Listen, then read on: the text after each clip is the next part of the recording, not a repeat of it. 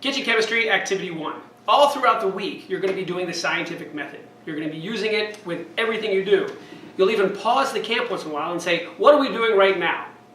And they'll either say observe or share or conclude or experiment, and naming steps of the scientific method.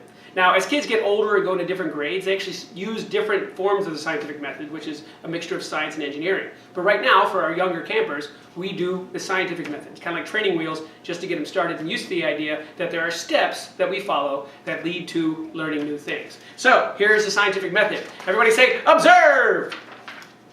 Whoop. Question. Notice there's a hand movement that goes with it. That's the question mark. Hypothesis. That's the letter H in sign language and hypothesis. And I have a piece of paper. Predict. I see into the future. I predict what's about to happen. Predict. Experiment. One of my favorite ones where you go, experiment. So this is the letter E and this is experiment in sign language, in the word experiment. Collect data. Collect data. When that new data comes in, it blows your mind. I also say, I love my data. Because as scientists, we love data. So here, we take collect data. And then, boing, boing, conclude. That's the end of it. Right there. That concludes it, but not really in science. That's the conclusion, where we take all the information and try and come up with some sort of idea on what it means and how it relates to us. Then we share it with everybody else. Share. So, notice how I have them all written down. What I do in camp is, I say, who knows the scientific method? Now, if a student knows part of the scientific method, usually if they say, observe, I'll be like, oh look, I have that right here. Why don't you take that? And so I give it to the student that knows that part of the scientific method.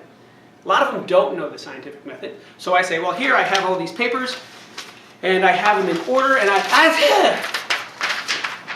sneeze, and I throw the papers everywhere.